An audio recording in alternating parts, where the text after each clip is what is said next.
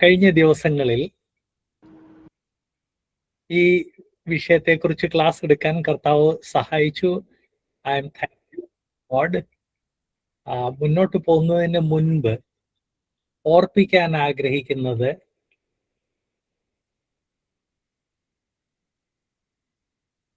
യേശുക്രിസ്തുവിനെ കുറിച്ച്,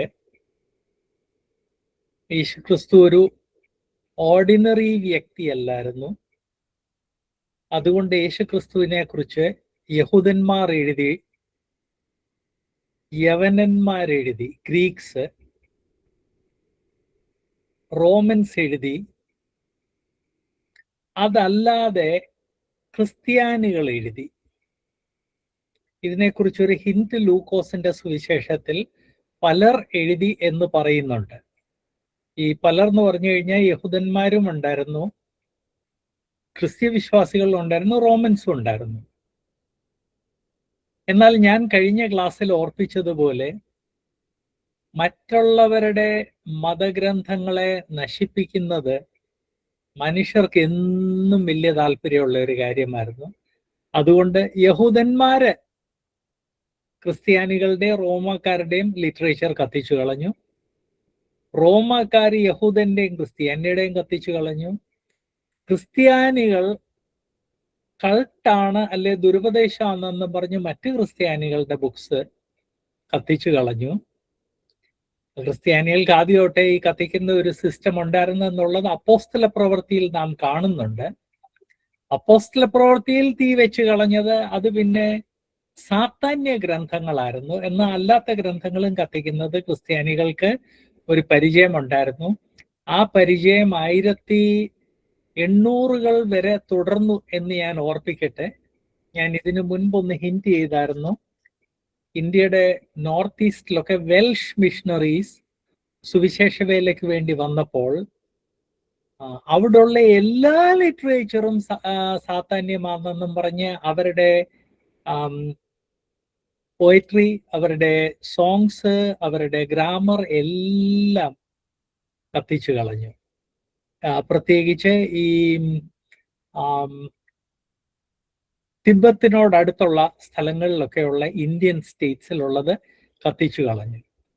ഇതിൻ്റെ എല്ലാം കാരണം കൊണ്ട് കർത്താവായ യേശുക്രിസ്തുവിനെ കുറിച്ച് എഴുതപ്പെട്ട ലിറ്ററേച്ചറിന്റെ 1/10 ബാക്കിയുള്ളൂ. ആ ആദ്യത്തെ 1-ാം നൂറ്റാണ്ടില്, 2-ാം നൂറ്റാണ്ടിലും 3-ാം നൂറ്റാണ്ടിലും എഴുതിയതിന്റെ 1/10 ബാക്കിയുള്ളതിൽ 1/10 ആർക്കിയോളജിസ്റ്റ്സ് കണ്ടുപിടിച്ചിട്ടുള്ളൂ. ബാക്കി 9/10 പഴയ കാലത്തെ പല ആശ്രമങ്ങളിൽ, പ്രത്യേകിച്ച് ഈ കത്തോലിക്കരുടെ മഠങ്ങളിലൊക്കെ ഒളിഞ്ഞു കിടക്കുകയാണ്. ബൈബിളിന്റെ തന്നെ ഏറ്റവും പല മാന്യസ്ക്രിപ്റ്റ്സ് അങ്ങനെ കിടന്നത് ഓരോ സ്കോളേഴ്സ് കണ്ടുപിടിച്ചെടുത്തു. എന്നാൽ ഇന്നും അത് അവർ മറ്റുള്ളവർ പരിശോധിക്കാൻ സമ്മതിക്കാത്ത ധാരാളം അവിടെ ഉണ്ട്. അതുപോലെ ചാവുകടൽ ചുരുളിനെ കുറിച്ച് നമ്മളെല്ലാം കേട്ടിട്ടുണ്ടല്ലോ. അതില് 13 ഗുഹകളുള്ളതിൽ 7-ാമത്തെ ഗുഹ അത് ക്രിസ്ത്യാനികളുടെ, ബാക്കി മുഴുവൻ യഹൂദന്മാരുടെ ആയിരുന്നു. 7-ാമത്തെ ഗുഹ ക്രിസ്ത്യാനികളുടേതായിരുന്നു. അത് നിറച്ചു പുതിയ നിയമത്തിന്റെ മാന്യസ്ക്രിപ്റ്റ്സ് ആയിരുന്നു. അത് ആ ഏരിയയിലുള്ള ഒരു ക്രിസ്തീയ കുടുംബം മോഷ്ടിച്ചു കൊണ്ടുപോയി. അതിൽ ചില മാന്യസ്ക്രിപ്റ്റ്സ് ഒക്കെ കോടിക്കണക്കിന് രൂപയ്ക്ക് വിറ്റു. ബാക്കി മുഴുവൻ സ്വിറ്റ്സർലാൻഡിലുള്ള വാൾട്ട്സിൽ സൂക്ഷിച്ചു വെച്ചിരിക്കുകയാണ്. ഇപ്പൊ അവർക്ക് ഒന്നും ചെയ്യാൻ വയ്യാത്ത സിറ്റുവേഷനാണ്. അവർ ആ വാൾട്ട്സിൽ നിന്ന് എടുക്കുവാണെങ്കിൽ ഇമ്മീഡിയറ്റ്ലി അവർ കുറ്റവാളികളാകും. എടുത്തില്ലെങ്കിൽ ക്രിസ്തീയ സമൂഹത്തിന് ഈ ഡോക്യുമെന്റ്സ് എല്ലാം കിട്ടാതെ കിടക്കും. അപ്പൊ അങ്ങനെ 1/10 നമുക്ക് കിട്ടിയിട്ടുള്ളൂ. സോ ഒറിജിനലി എഴുതപ്പെട്ടതിന്റെ 1/10 ശേഷിച്ചുള്ളൂ. അതിന്റെ 1/10 നമുക്ക് കിട്ടിയിട്ടുള്ളൂ. നമുക്ക് കിട്ടിയിട്ടുള്ളതിന്റെ 1/10 ഞാൻ ഈ ക്ലാസ്സിൽ ഇതുവരെയും പ്രസന്റ് ചെയ്തിട്ടുള്ളൂ. ഇന്നൂടെ ചേർന്ന് 1/10 പ്രസന്റ് ചെയ്തിട്ടുള്ളൂ. 90% പ്രസന്റ് ചെയ്യാൻ സമയമില്ല, കാരണം അതിൻ്റെ ആവശ്യമില്ല. ഒരു സാമ്പിൾ കിട്ടിക്കഴിഞ്ഞാൽ വിഷയം മനസ്സിലാകും. ഇത് മനസ്സിൽ വെച്ചിട്ട് നാം മുൻപോട്ട് പോകണം. ക്രിസ്തീയ വിശ്വാസത്തിനെതിരെ ആളുകൾ സംസാരിക്കുമ്പോൾ ഇക്കാര്യങ്ങൾ മനസ്സിൽ വെച്ച് വേണം മുൻപോട്ട് പോകേണ്ടത്. കഴിഞ്ഞ ആഴ്ച ഞാൻ ഒരു ഡോക്യുമെന്റ് കാണിച്ചല്ലോ. ഒരു ഏറ്റവും ലാസ്റ്റിൽ ഞാൻ കാണിച്ച പിക്ചർ, അത് ഒരു പ്രഷ്യസ് സ്റ്റോണിന്റെ പിക്ചർ ആയിരുന്നു.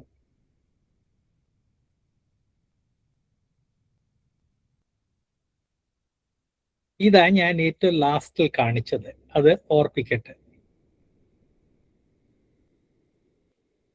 അടുത്തത് ഇത് ഏതോ ക്രിസ്തീയ വിശ്വാസികളുടേതായിരുന്നു എന്ന് ഓർപ്പിച്ചിട്ട് അടുത്തത് വളരെ സർപ്രൈസിങ് ആയിട്ടുള്ള ഒരു ഡോക്യുമെന്റ് ആണ്, ഒരു ചുവരെഴുത്ത്. ഇതിന്റെ പേര് അലക്സിമെനോസ് ഗ്രാഫിറ്റോ എന്നാണ്. ഈ പഴയ കാലം തൊട്ട് മനുഷ്യരുടെ സ്വഭാവമാണ്, ഏതെങ്കിലും ഒരു പഴയ ബിൽഡിങ്ങിൽ പോയി കഴിഞ്ഞാൽ അതിൻ്റെ ഭിത്തിയിൽ എന്തെങ്കിലും എഴുതിയിട്ട് വരും.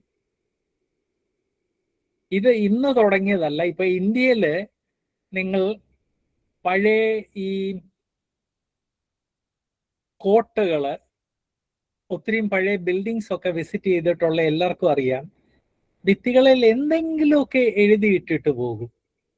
ഇത് ഈജിപ്തിന്റെ കാലത്ത് തുടങ്ങിയതാണ്. 2000 ക്രിസ്തുവിന് മുൻപ് 2000, 2500, 3000 വർഷം പഴയ ആ പിരമിഡ്സിൽ നമ്മൾ ചെന്ന് കഴിഞ്ഞാൽ അവിടെയും ഇത് കാണാൻ സാധിക്കും.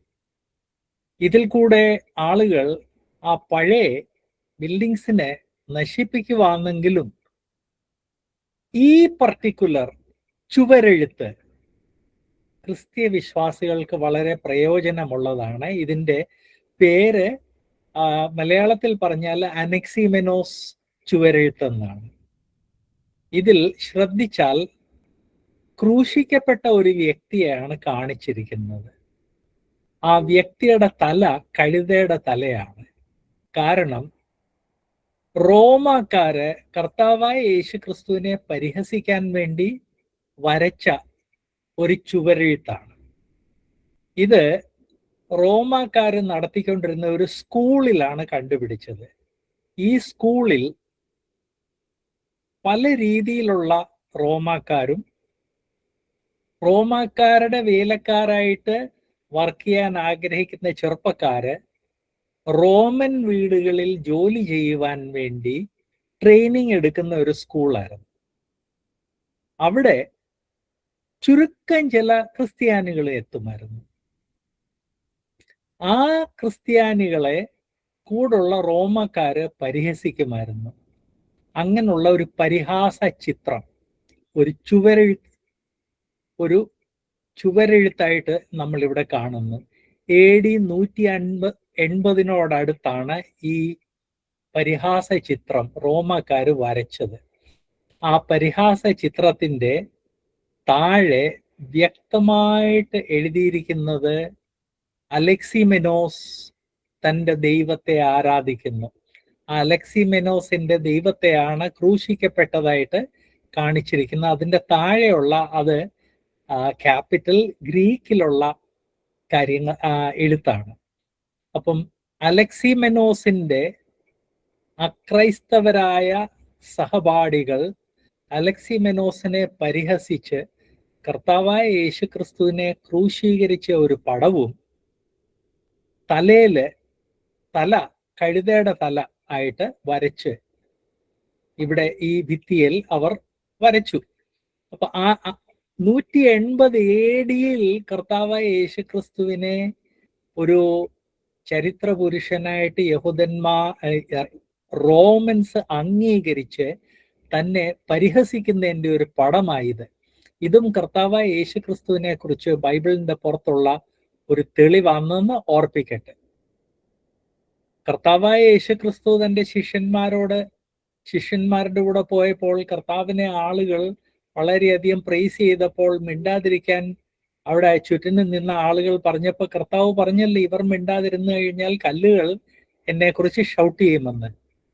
അപ്പം കർത്താവ് ആവശ്യമുണ്ടെങ്കിൽ കല്ലുകൾ പോലും കർത്താവിന്റെ സാക്ഷ്യം പറയും എന്ന് കർത്താവ് പറഞ്ഞത് അതിന്റെ ഒരു ഉദാഹരണമാണ് റോമാക്കാര് അവരുടെ കൂടെ പഠിച്ചിരുന്ന സഹപാഠിയായ അലക്സി മെനോസിന്റെ ദൈവത്തെ പരിഹസിക്കാൻ വേണ്ടി എഴുതിയ ഈ ചുവരെഴുത്ത് കർത്താവായ യേശു ക്രിസ്തു ഒരു ചരിത്ര പുരുഷനായിരുന്നെന്നുള്ളതിന്റെ തെളിവാണ്. അങ്ങനെ ഒരു വ്യക്തി ഇല്ലായിരുന്ന ഏറ്റവും സർപ്രൈസിങ് ആയിട്ടുള്ള കാര്യം, കർത്താവായ യേശു ക്രിസ്തുവിനെ കുറിച്ച് ക്രിസ്ത്യാനികള് ഇത്രയും എഴുതിയിട്ട് അത് തെറ്റാണെന്ന് അക്രൈസ്തവർ ആരും എഴുതിയിട്ടില്ല. സോ കഴിഞ്ഞ ആഴ്ച ഞാൻ ഒരു പ്രഷ്യസ് സ്റ്റോൺ കാണിച്ചു, ഈ ആഴ്ച ഒരു ചുവരെഴുത്ത് കാണിച്ചു. അടുത്തത് ഹിപ്പോലിത്തസ്. ഹിപ്പോലിത്തസ് ഒരു ക്രിസ്ത്യാനിയായിരുന്നു. AD 170 230 ഇടയ്ക്ക് ജീവിച്ചിരുന്നു. താൻ ഏതാണ്ട് 40 പുസ്തകങ്ങൾ എഴുതി. ഈ 40 പുസ്തകങ്ങളിൽ കർത്താവായ യേശുക്രിസ്തു ഒരു ചരിത്ര പുരുഷനായിരുന്നെന്നും അതുപോലെ അക്കാലത്തുണ്ടായിരുന്ന ദുരുപദേശങ്ങൾ അത് ദുരുപദേശമാണെന്നും ദാനിയലിന്റെ പ്രവചനത്തെക്കുറിച്ചൊരു കമന്ററി, ഉത്തമഗീതത്തെക്കുറിച്ചൊരു കമന്ററി, യേശുക്രിസ്തുവിനെ കുറിച്ചും അന്ത്യക്രിസ്തുവിനെ കുറിച്ചൊരു കമന്ററി, അങ്ങനെ 40ഓളം ബുക്സ് ആണ് താൻ എഴുതിയത്. തൻ്റെ പുസ്തകങ്ങളിൽ ദൈവം യേശുക്രിസ്തുവിൽ മനുഷ്യനായി തീർന്നു എന്ന് താൻ ആവർത്തിച്ചു പറയുന്നു എന്ന് മാത്രമല്ല, കർത്താവായ യേശുക്രിസ്തു ജനിച്ച എക്സാക്ട് സമയവും ഹിപ്പോലിത്തസ് തൻ്റെ പുസ്തകങ്ങളിൽ പറയുന്നുണ്ട്. കർത്താവിനെ ക്രൂശിച്ചെന്ന് പറയുന്നുണ്ട്, കർത്താവ് മരിച്ചു കഴിഞ്ഞ് ഉയർത്തെഴുന്നേറ്റെന്ന് പറയുന്നുണ്ട്. അക്കാലത്തെ റോമാക്കാര് ക്രിസ്ത്യവിശ്വാസികളെ ശക്തമായിട്ട് എതിർത്തു.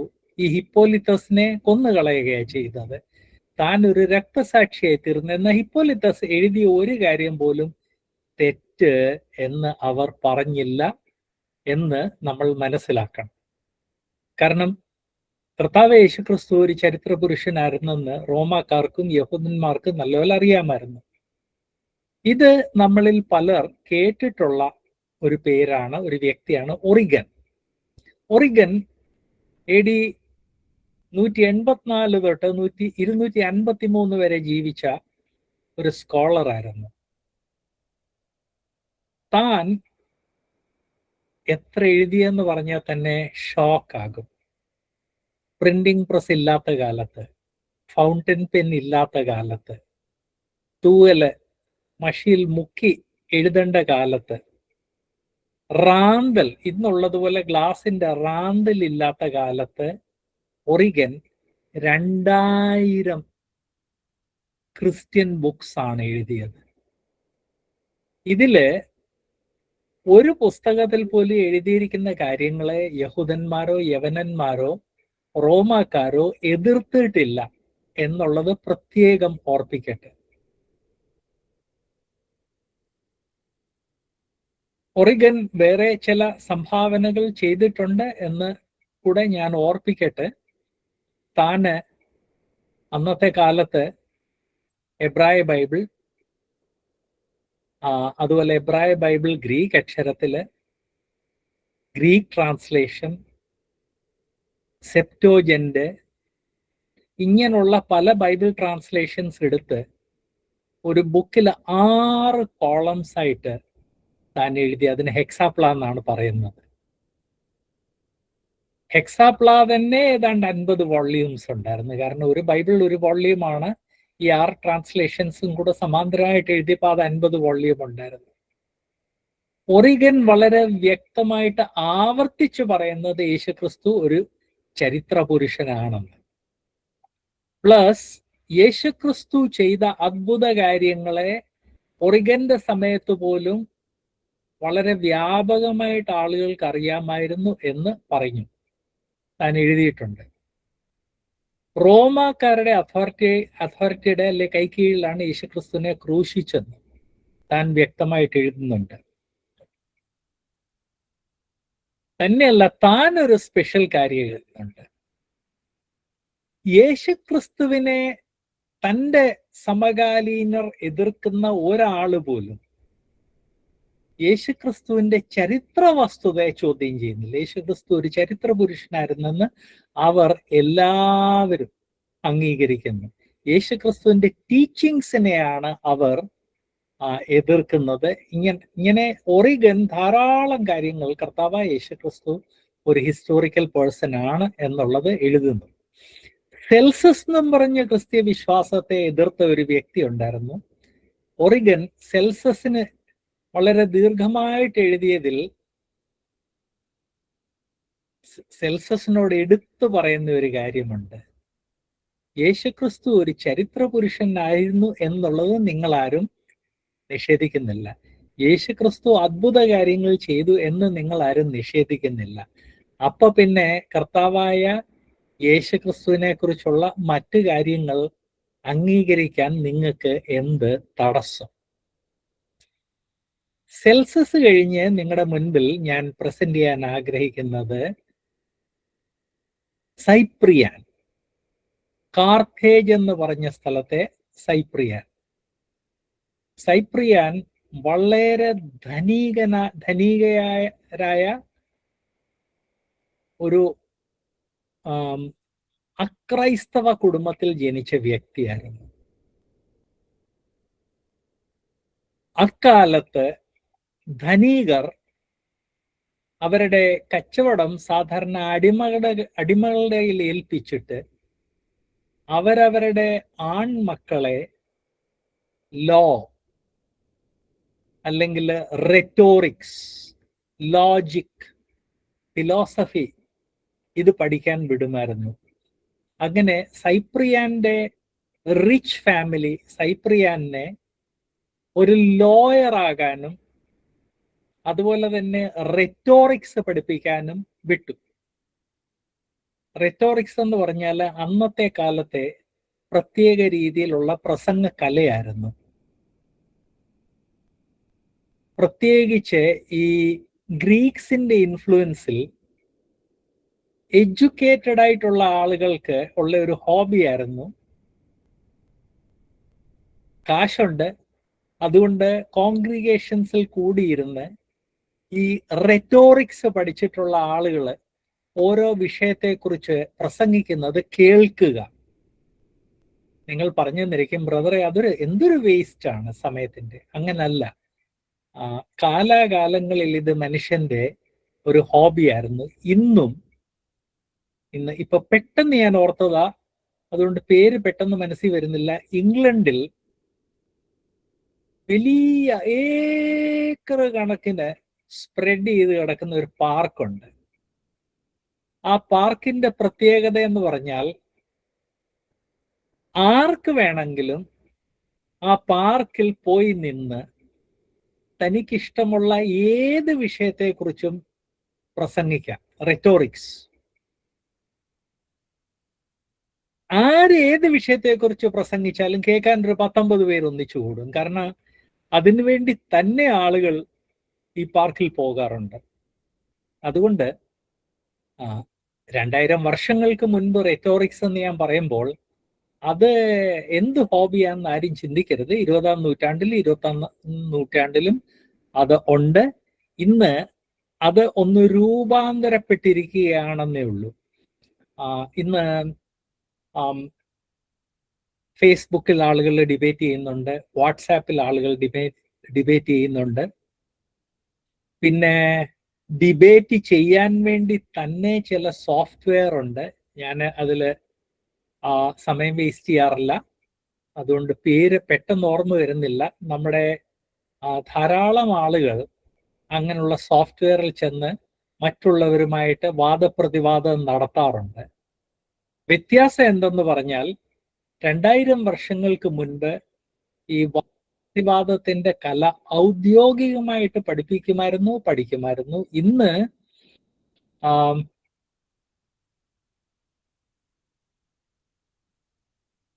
ആർക്ക് വേണമെങ്കിലും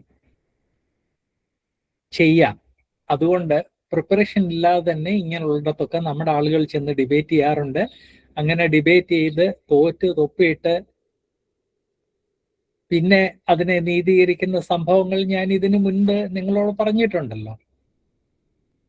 വാളെടുക്കുന്ന എല്ലാവരും വെളിച്ചപ്പാടനല്ല, എല്ലാവരും പോയി ഡിബേറ്റ് ചെയ്യരുത്. തന്നെയല്ല, സത്യം മറ്റുള്ളവരെ അറിയിക്കാൻ വേണ്ടി വാദപ്രതിവാദം ഒരു നല്ല മാധ്യമമല്ല എന്നോട് ഓർപ്പിക്കട്ടെ.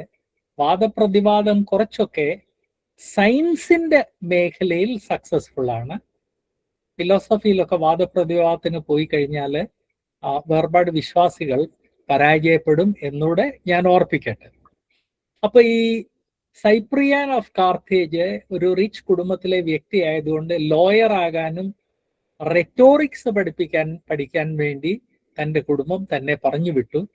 അങ്ങനെ പഠിച്ചുകൊണ്ടിരുന്ന സമയത്ത്, ഒരു ലോയറായിട്ട് പഠിച്ച സമയത്ത്, ഒരു റെറ്റോറീഷ്യനായിട്ട് പഠിച്ച സമയത്ത് താൻ കർത്താവായ യേശുക്രിസ്തുവിനെ രക്ഷിതാവായിട്ട് കണ്ടെത്തി കഴിഞ്ഞ് താൻ ക്രിസ്തീയ സമൂഹത്തിൽ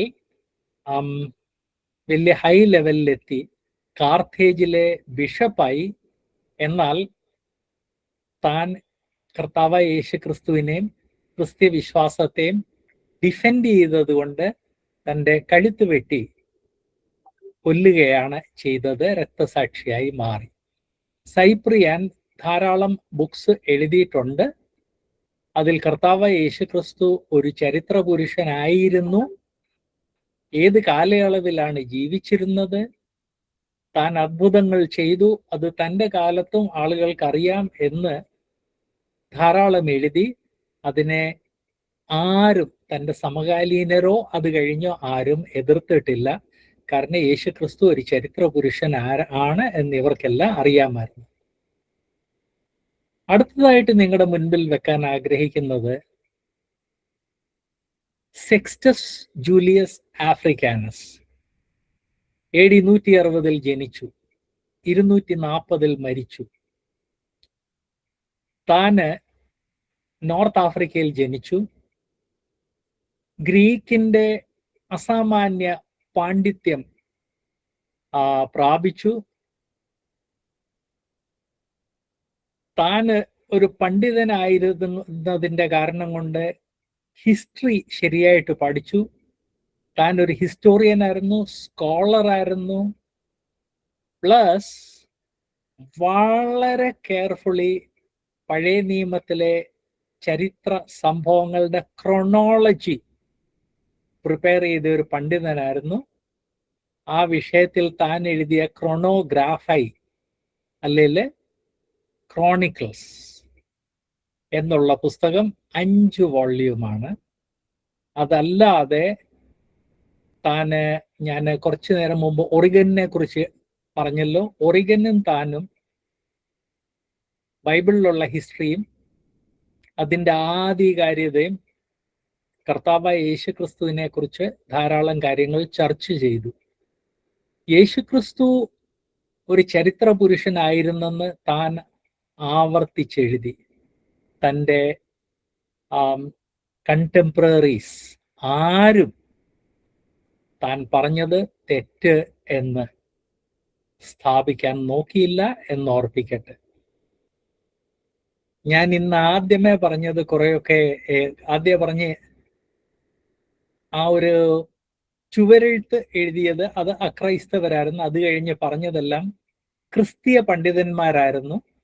എന്നാൽ ഞാൻ ഓർപ്പിക്കട്ടെ, ഈ ക്രിസ്തീയ പണ്ഡിതന്മാർ സ്വതന്ത്രമായിട്ട് കർത്താവായ യേശുക്രിസ്തുവിനെ കുറിച്ച് 100 കണക്കിന് ബുക്സ് എഴുതി. ഒറിഗൻ കൂടെ എഴുതിയത് 2000 കൂടെ കണക്ക് കൂട്ടിയാൽ 1000 എഴുതിയെന്ന് പറയാം. അതിൽ കർത്താവായ യേശുക്രിസ്തു ഒരു ചരിത്ര പുരുഷനാണെന്നുള്ളത് എഴുതിയതിനെ ആരും അവരുടെ സമകാലീനലോ അത് കഴിഞ്ഞുള്ള ആരും വെല്ലുവിളിച്ചില്ല എന്ന് പറഞ്ഞിട്ട് ഇനിയും ക്രിസ്തീയ വിശ്വാസികൾ അറിഞ്ഞിരിക്കേണ്ട ഒരു അക്രൈസ്തവ പണ്ഡിതനെ പരിചയപ്പെടുത്താൻ ആഗ്രഹിക്കുന്നു. തൻ്റെ പേരാണ് പോർഫിറി. ടയറിൽ ജനിച്ച ഒരു വ്യക്തിയാണ്. AD 234 തൊട്ട് AD 305 വരെ ജീവിച്ചിരുന്നു. ക്രിസ്തീയ വിശ്വാസത്തെ ശക്തമായിട്ട് എതിർത്ത ഒരു വ്യക്തിയായിരുന്നു. ടയർ എന്ന് പറഞ്ഞ ഇന്നത്തെ ലെബാനനാണെന്ന് ഓർപ്പിക്കട്ടെ. താൻ ഒരു നിയോ പ്ലാറ്റോണിസ്റ്റ് ഫിലോസഫർ ആയിരുന്നു. അന്നത്തെ വലിയ ഫിലോസഫർ പ്ലോട്ടിനസിന്റെ ശിഷ്യനായിരുന്നു. ക്രിസ്തീയ വിശ്വാസത്തെ ശക്തമായിട്ട് എതിർത്ത ഒരു വ്യക്തിയായിരുന്നു. ഇന്ന് നിരീശ്വരവാദികൾ എതിർക്കുന്നത് എക്സാക്ട്ലി അതുപോലെ എതിർത്ത ഒരു വ്യക്തിയായിരുന്നു. ക്രിസ്തീയ വിശ്വാസത്തിനെതിരെ താൻ 15 വോള്യൂംസ് ആണ് എഴുതിയത്. അത് മാത്രമല്ല എഴുതിയെന്ന് ഞാൻ ഓർപ്പിക്കട്ടെ. ക്രിസ്തീയ വിശ്വാസത്തിനെതിരെ 15 എഴുതി. അല്ലാതെ താൻ പല വിഷയങ്ങളെക്കുറിച്ച് പുസ്തകങ്ങൾ എഴുതി. ഈ 15 വോള്യൂംസ് എഴുതിയ ഈ പോർഫിറി കർത്താവായ യേശുക്രിസ്തു ഒരു ചരിത്ര പുരുഷനായിരുന്നു എന്നുള്ളതിനെ നിഷേധിക്കുന്നില്ല. കർത്താവ് കാണിച്ച അത്ഭുത കാര്യങ്ങളെ നിഷേധിക്കുന്നില്ല. കർത്താവിനെ ക്രൂശിച്ചെന്ന് നിഷേധിക്കുന്നില്ല. ഉയർത്തെഴുന്നേറ്റ് എന്നുള്ളതിനെ നിഷേധിക്കുന്നില്ല. ആക്ച്വലി ക്രിസ്തീയ വിശ്വാസത്തെ എതിർക്കുന്ന ഒരു വ്യക്തി യേശുക്രിസ്തു ഒരു ചരിത്ര പുരുഷനല്ല എങ്കിൽ ആദ്യമേ യേശുക്രിസ്തു ഒരു ചരിത്ര പുരുഷനല്ല എന്ന് പറയേണ്ടതായിരുന്നു. പോർഫിറി അങ്ങനെ ചെയ്യുന്നില്ല. കാരണം AD 234 ജനിച്ച പോർഫിറി ഇക്കാര്യങ്ങളൊക്കെ സത്യമായിരുന്നെന്ന് തനിക്ക് അറിയാമായിരുന്നു എന്ന് മാത്രമല്ല, തൻ്റെ ചുറ്റിനും കർത്താവായ യേശുക്രിസ്തുവിനെ കുറിച്ച് ക്രിസ്ത്യാനികളും യഹൂദന്മാരും യവനന്മാരും റോമാക്കാരും എഴുതിയ 100 കണക്കിന് അല്ലെ 1000 കണക്കിന് ലിഖിതങ്ങൾ തനിക്ക് ലഭ്യമായിരുന്നു. അതുകൊണ്ട് താൻ ഈ വിഷയങ്ങളുടെ യേശുക്രിസ്തുവിന്റെ ചരിത്ര വസ്തുതയെ ചോദ്യം ചെയ്തില്ല. യേശുക്രിസ്തുവിനെ റോമാക്കാരെ ക്രൂശിച്ചതിനെ ചോദ്യം ചെയ്തില്ല. ഉയർത്തെഴുന്നേറ്റിനെ ചോദ്യം ചെയ്തില്ല. ക്രിസ്തീയ വിശ്വാസത്തെയാണ് താൻ എതിർത്തത്. ക്രിസ്തീയ വിശ്വാസത്തെ എതിർത്ത് 15 വോള്യൂംസ് ആണ് താൻ എഴുതിയത്. സോ ഇവർ മിണ്ടാതിരുന്നാൽ കല്ലുകൾ സംസാരിക്കുമെന്ന് കർത്താവ് പറഞ്ഞതുപോലെ തന്നെ മറുവശത്ത് കർത്താവ് ഒരു ചരിത്ര പുരുഷനായിരുന്നെന്നുള്ളതിനെ കർത്താവിനെ എതിർത്തവരും തെളിയിക്കുന്നു. അവർ അംഗീകരിക്കുന്നു, അവർ സ്വീകരിക്കുന്നു, അവർ തെളിയിക്കുന്നു. ഇതോടെ 200 to 299 വരെ ഞാൻ ആഗ്രഹിച്ച സാമ്പിൾ, ഇതിൽ കൂടുതലുണ്ട്, സാമ്പിൾ കഴിഞ്ഞു. ഇനിയും 300 to 399 ഒന്ന് നോക്കിക്കളയാം ക്ലോസ് ചെയ്യുന്നതിന് മുൻപ്.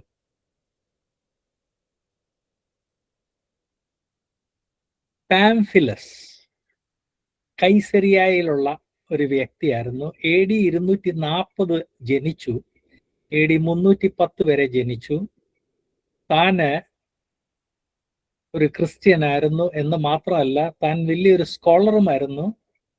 കൈസറിയ മാരിറ്റിമയിലുള്ള ഒരു അതിവിശാലമായ ലൈബ്രറിയുടെ ലൈബ്രറിയനായിരുന്നു. അപ്പൊ ഇതുപോലുള്ള ഒരു പണ്ഡിതനും അതിവിശാലമായ ലൈബ്രറിയുടെ ലൈബ്രറിയൻ ആയതുകൊണ്ട് തനിക്ക് യഹൂദന്മാര്, യവനന്മാര്, റോമാക്കാര്, ക്രിസ്ത്യാനികൾ എഴുതിയ എല്ലാ രീതിയിലുമുള്ള ബുക്സ് തൻ്റെ ലൈബ്രറിയിൽ അവൈലബിൾ ആയിരുന്നെന്ന് ഓർപ്പിക്കട്ടെ. കർത്താവ് യേശുക്രിസ്തു ഒരു ചരിത്ര പുരുഷനായിരുന്നെന്നും കർത്താവ് ജനിച്ച കാലയളവിനെ കുറിച്ച് മറ്റ് ഡീറ്റെയിൽസ്, കർത്താവ് ചെയ്ത അത്ഭുതങ്ങളെ കുറിച്ചുള്ള ഡീറ്റെയിൽസ്, മരിച്ചു ഉയർത്തെഴുന്നേറ്റ ഡീറ്റെയിൽസ് താൻ വ്യക്തമായിട്ട് എഴുതുന്നുണ്ട്. കർത്താവായ യേശുക്രിസ്തുവിന്റെ ജീവിതം, മരണം, ഉയർത്തെഴുന്നേൽപ്പ് ഇത് ഒരു ചരിത്ര സംഭവമാണെന്ന് താൻ ആവർത്തിച്ച് എഴുതിയിട്ടുണ്ട്. തനിക്ക് വലിയ എതിർപ്പുണ്ടായി. താൻ യേശുക്രിസ്തുവിനെ കുറിച്ച് എഴുതിയതിന് അതിനല്ല എതിർപ്പുണ്ടായത്. താൻ ഒരു ക്രിസ്ത്യൻ ലീഡർ ആയതുകൊണ്ട്, ഇത് കോൺസ്റ്റന്റൈന് മുൻപുള്ള കാലയളവായിരുന്നത് കൊണ്ട് യഹൂദന്മാരിൽ നിന്നും റോമൻസിൽ നിന്നും ധാരാളം എതിർപ്പ് ഫേസ് ചെയ്യേണ്ടി വന്നു. താൻ കർത്താവായ യേശുക്രിസ്തുവിന്റെ ഹിസ്റ്റോറിസിറ്റിയെ കുറിച്ച് എഴുതിയ കാര്യങ്ങൾ അത് തെറ്റ് എന്ന് ഇവർ ആരും, തന്റെ കണ്ടംപററീസ് ആരും എഴുതിയില്ല. ഇതേ സെഞ്ചുറിയിൽ നാം അറിഞ്ഞിരിക്കേണ്ട മറ്റൊരു സ്കോളറാണ് യൂസേബിയസ്. യൂസേബിയസ് AD 260 ജനിച്ചു, 320 വരെ ജീവിച്ചു. അക്കാലത്ത് ഈ എഴുതാനുള്ള മെറ്റീരിയൽ സുലഭമായിരുന്നത് കൊണ്ട് താൻ വളരെ ഡീറ്റെയിൽ ആയിട്ട് സഭാചരിത്രം എഴുതി. അങ്ങനെ സഭാചരിത്രത്തിന്റെ പിതാവെന്നാണ് അറിയപ്പെടുന്നത്. അതല്ലാതെ താൻ ക്രിസ്തീയ വിശ്വാസികൾ അറിഞ്ഞിരിക്കേണ്ട ധാരാളം കാര്യങ്ങൾ എഴുതി. ഇതിനു മുൻപ് ഞാൻ പാംഫിലസിന്റെ ലൈബ്രറിയെ കുറിച്ച് പറഞ്ഞല്ലോ. ആ തനിക്ക് അവൈലബിൾ ആയിരുന്നു. അതുകൊണ്ട് സ്കോളറായ യൂസേബിയസ് ഇതെല്ലാം കൺസൾട്ട് ചെയ്തിട്ടാണ് എഴുതിയത് എന്ന് ഓർപ്പിക്കട്ടെ. 300 AD കഴിഞ്ഞ് ഏറ്റവും ലേണഡ് ആയിട്ടുള്ള ഒരു വ്യക്തിയായിരുന്നു. പല ഭാഷകൾ പഠിച്ചു, ഹിസ്റ്ററിയുടെ പണ്ഡിതനായിരുന്നു, തിയോളജിയുടെ പണ്ഡിതനായിരുന്നു, ബൈബിൾ എക്സജീസിന്റെ പണ്ഡിതനായിരുന്നു. 45 പരം ബുക്സ് താൻ എഴുതി. കർത്താവായ യേശുക്രിസ്തു ഒരു ചരിത്ര പുരുഷനായിരുന്നെന്ന് ബ്ലണ്ടായിട്ട് എഴുതി. താൻ എഴുതിയത് തെറ്റെന്ന് തൻ്റെ സമകാലീനർ ആരും പറഞ്ഞില്ല. അതല്ലാതെ പിന്നെ ഒത്തിരി കാര്യങ്ങൾ ഇവിടെ പറയാനുണ്ട് തന്നെ കുറിച്ച്. എന്നാൽ I want to move to the next person.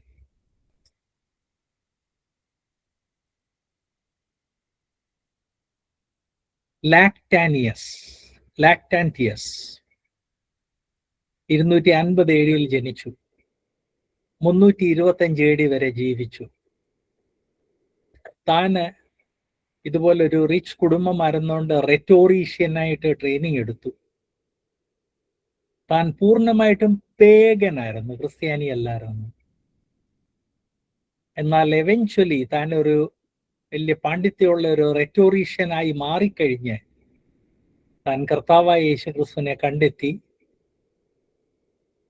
Diocletian എന്ന് പറഞ്ഞ എംപററിന്റെ അണ്ടറിൽ ലാറ്റിൻ പഠിപ്പിക്കുന്ന ഒരു ടീച്ചറായിട്ട് മാറി.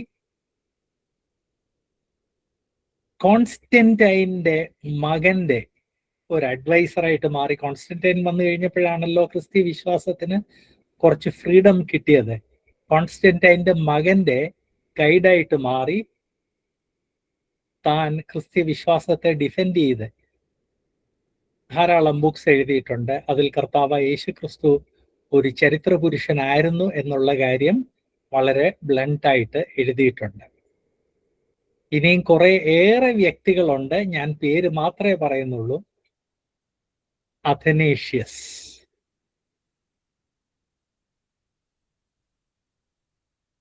ജൂലിയൻ, അപ്പോസ്റ്റേറ്റ്, വിശ്വാസത്യാഗിയായ ജൂലിയൻ ഒരു റോമൻ ചക്രവർത്തിയായിരുന്നു. 361 363 ഇടയ്ക്ക് ഒരു ചക്രവർത്തിയായിരുന്നു. കോൺസ്റ്റന്റൈൻ്റെ അനന്തരനായിരുന്നു.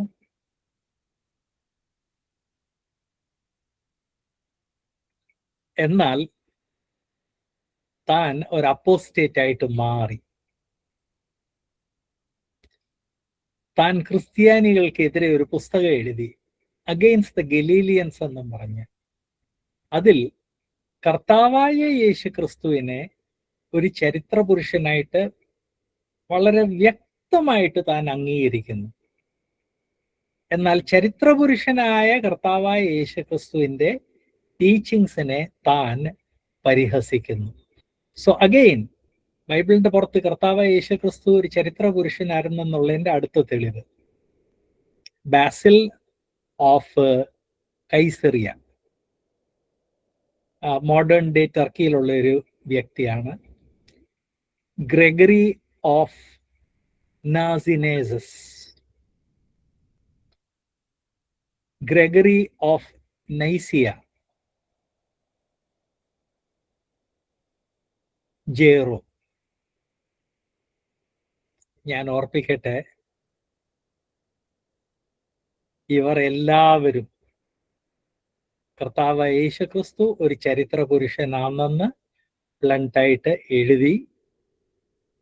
യേശുക്രിസ്തു ഒരു ചരിത്ര പുരുഷനായിരുന്നു എന്ന് ബൈബിളിന്റെ പുറത്ത് ധാരാളം തെളിവുകളുണ്ട്. ആൻഡ്